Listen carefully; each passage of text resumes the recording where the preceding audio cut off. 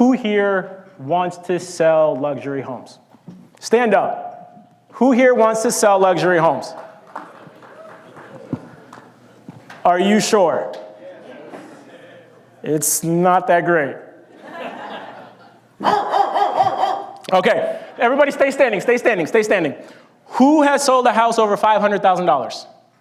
If you haven't, sit down. Who here has sold a house over $800,000? If you haven't, sit down. Who sold a house over $1 million? It's a good number.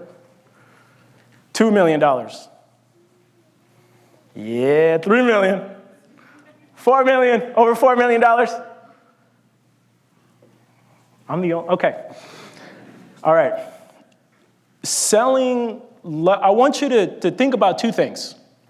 I'm going to go over the 3 pillars of selling luxury homes, but this can mean not only selling at a certain price point, right? You can take away these 3 pillars and you can focus on, you can make it whatever you want it to be, right? If you want to focus on a certain niche, if you want to focus on a certain type of property, a certain community, a certain area, you can take these same 3 pillars and apply it to that.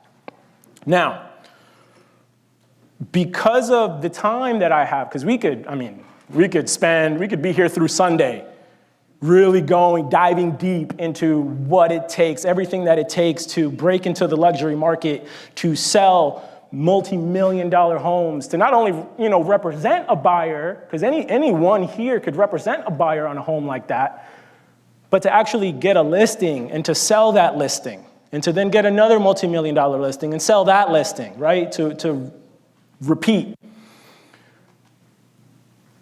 So, because of the time that we have, I was like, how can I simplify this? What are like the most simple, the most basic things that you need to start with? And then from there, you start unpacking, right? Throws 3 pillars, right?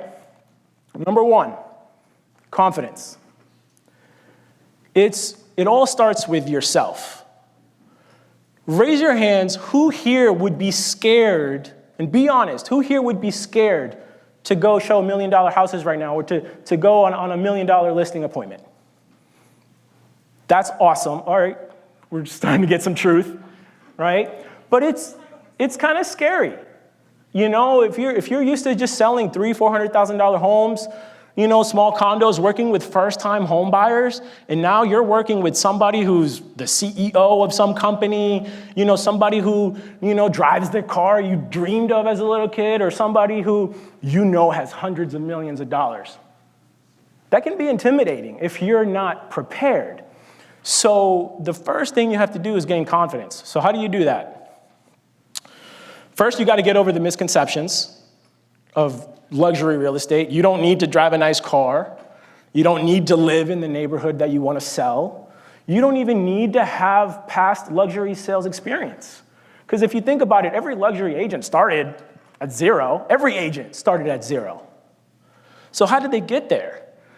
Every agent started driving whatever beat-up car you drove at first, right? And then you upgrade. Everyone drove a 3 or 5 Series at one point. Then you get to the Land Rover, maybe. But you don't need to be there to get those clients. So you get over the misconceptions. The most important part of gaining your confidence is becoming an expert. And this is something that I've been doing for years. Even when I was selling, my first deal ever was a $70,000 condo. Even then, I had my eye on the prize. I knew what I wanted to sell eventually. I was taking advantage of the opportunities in front of me, but I was already focusing on the communities that I wanted to be an expert in. Like Carlos said, I learned from Carlos, right? So if Carlos tells you, you need to go out to every community, you need to know the floor plans, you need to know the HOAs, you need to learn the amenities, because here's what happens. If a buyer called you today, asking you about any listing, but for the sake of luxury, asking you about $1 million listing, can you carry a conversation confidently? I've been preaching this to an agent who I was mentoring, and they got that call. They had a lead generation system that they were getting calls I don't know if it was 𝗚𝗏𝗍 or one of those. And there was $1 million listing that there was an inquiry on, but the agent had not prepared. So what did they say? I got to call you back. You're done. It's over. If you don't kill it, if you don't win that buyer over on that first conversation, on that first call, it's over. So can you carry a conversation? Are you doing your market research? Did you already know about that listing? Or did you have to look it up? I have, I don't know how many MLS searches saved for myself. I get probably 20 or 30 emails every single day with what's pending, what's sold, what's new. Every single day, I'm doing my market research. I'm staying up to date. Do you know the ins and outs of the community? Like literally, if you gave me an address in Reunion Resort, I can tell you if that's golf facing, south facing, west facing, north facing, conservation facing, because I know the numbers. And if it's odd on desert, well, you're facing this way. Like, how deep have you really, really dove into your community research? Can you answer all of their questions? You can only say, let me find out, let me get back to you, so much. Will there be any doubt at the end of that call that you've won over that buyer, that you've gained a new client? My $5 million deal, which was twice, by the way, because I helped them build that house and then we sold it 2 years later, came from a call just like this. Google lead. Google, what were we paying for Google leads, Carlos? What, like $10 a lead? It was a $10 lead, probably. Ended up resulting in about $11 million worth of real estate. But I had prepared. I knew my stuff before the call ever came. You've been given an opportunity to give a listing presentation. Who here has their listing presentation ready? Not enough of you. That was maybe 20% of the room. Do you have your marketing materials? Do you know who your competition is? If you want to list any property in any neighborhood, do you know who the top listing agent in that area is? Do you know how they're getting their listings? Do you know how they do their marketing? Do you have your marketing team?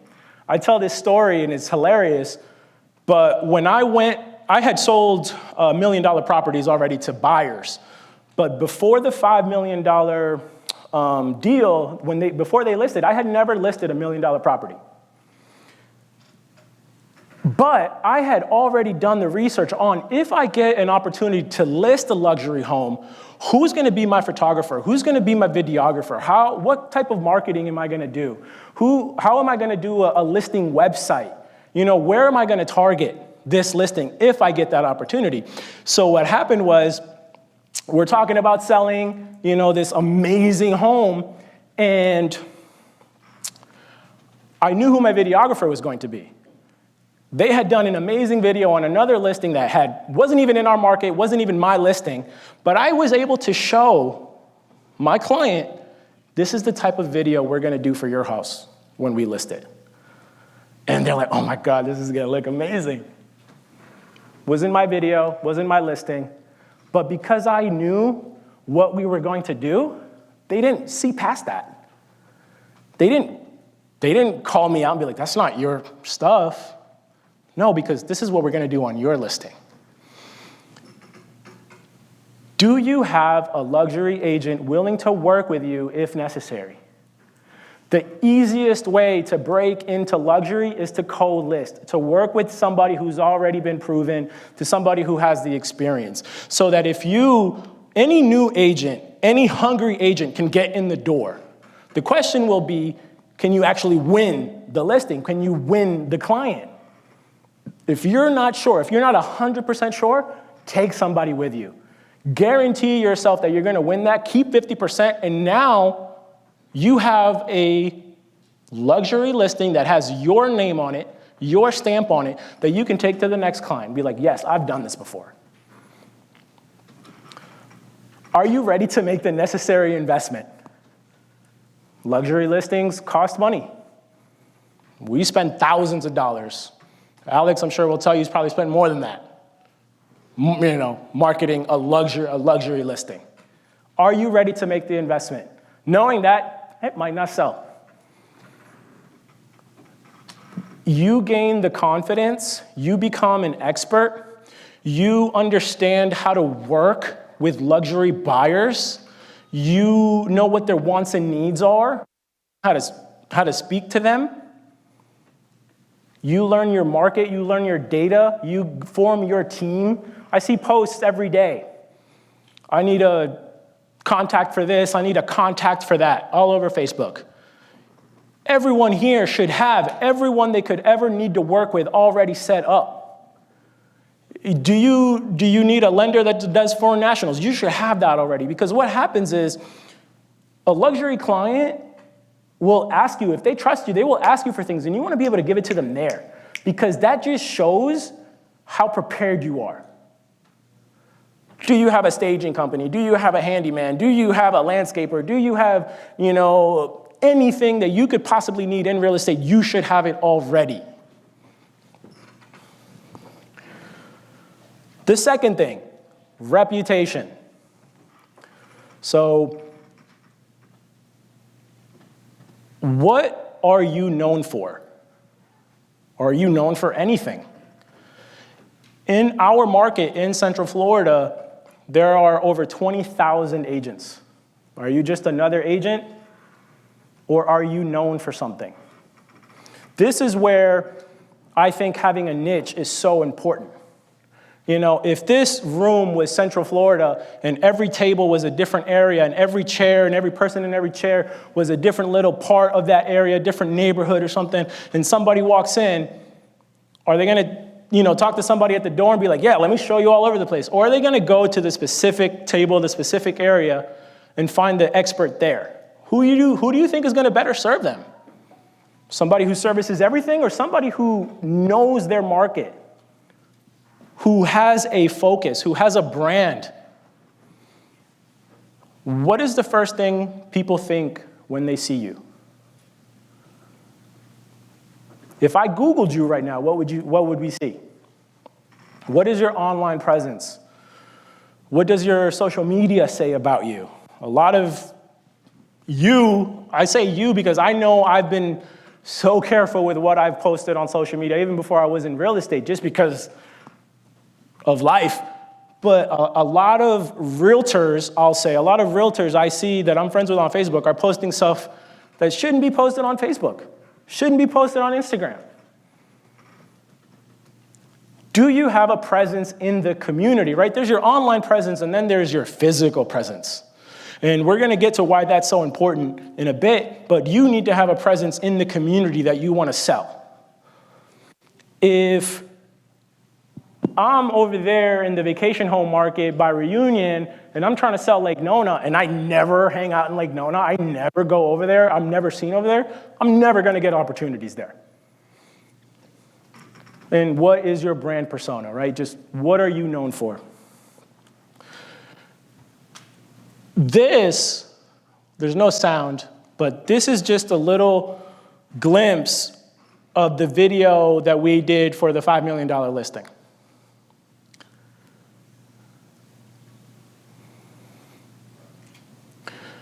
So what am I known for? I have my own personal website. A lot of agents have personal websites, and they'll have stock photos. Like, you can literally go to an Orlando realtor's website, and you'll see a photo of a property on the beach. Are we selling beach properties here in Orlando? We're not. Right? So if you go to my website, what you're going to see is Mickey Mouse, you're going to see Disney World, you're going to see Orlando, you're going to see the city of Orlando. You're going to see a Mickey-shaped pool. Right? That's a video when you go to my website. I have a seller's website. If I had a seller right now, can I send them a link where they're going to see my system? They're going to see my proven results. They're going to see what I've done before. This is my brand persona. I am the Disney real estate wizard. I'm a vacation home and short-term rental expert. I'm a reunion resort expert. I'm a luxury expert. I'm a CLHMS, which is a certified luxury home marketing specialist. I earned the $1 Million Guild because I've sold $1 Million properties. I'm a NAEA, National Certified Home Selling Advisor, Top Producer Club, 35 under 35, Best of Zillow, Top 500, right? If I package all that, here you go, world. What are they going to think of me? That is what people see. That is what people think when they see me. But this has been curated over years, right? This has taken a lot of work to build all this stuff up. I thought this one was hilarious, by the way. I know we make fun of HomeSnap, and I do too. I'm like, stop posting your HomeSnap stuff. But I'll tell you what, my clients would love this. Now, the most viewed agent award, I would take that any day over a top 5%, top 15%, top whatever percentage. I'm the most viewed agent. Look at that, guys. I don't know why I got that. I don't even have HomeSnap Pro, but they sent it. I'm running with it. So we've become an expert, right? We've learned what we want to sell. We have our systems. We have our team ready. We've gotten over all the misconceptions. We know how to work with luxury buyers. I built up my reputation. My online presence is great. My physical presence in the community is great, right? I've built up my reputation. Now I need to go and connect. I need to connect with the buyers and the sellers and everybody, because my past clients need to know what my brand persona is. My sphere and my family need to know what my brand persona is. Other realtors. I was referred a listing in Reunion Resort from an Orlando top producer, 15 minutes, 20 minutes down the road. But they knew that I was going to be the best agent possible for that seller. So like, if I can get a referral from somebody literally in my own city because I've built up my brand that strong, just imagine what the possibilities are when you're letting not just the local realtors know, but realtors in other markets, realtors in your company in other states. And then, of course, we have to focus on buyers. Now, 97% of all buyers start their search online. It's super easy to get a buyer. We've been getting luxury buyers for years just from online. But only 4% of sellers select a realtor from the internet. So that is where your presence in the community, whether you're out there networking, you're out there you're farming the neighborhoods that you want to sell. You're sponsoring local events in the communities that you want to sell in. In order to get luxury listings, unless they're from past clients or referrals, that seller needs to feel like they know you somehow. Whether you've mailed something to their house, whether they've seen your name, your video somewhere, whether they've seen you at a local event, even at the local eatery, you know what I mean? Like, if you're in Lake Nona, I'd be hanging out, Boxy Park, that area all the time, 𝗏𝗺 Like, I know luxury realtors who have gotten luxury deals literally just from wearing their name tag, wearing their brand out and about in their community. So, super, super, super simple. You're going to gain confidence. You're going to become an expert. Develop and build your reputation. Make sure that your online presence is what you want it to be, says what you want it to say. And then you make connections from there. If you skip any of these three, you might get a listing, you might make a connection with somebody, but then because you weren't the expert, you didn't have your team ready, you're not going to sell the listing. Right? You might be an expert and you might have your reputation, but if you don't make the proper connections the right way, you're never going to get an opportunity. So you need all three of these to fully make it work. My Instagram, my personal website. If anybody has a question, if anybody wants to connect, talk more, reach out. But that's it.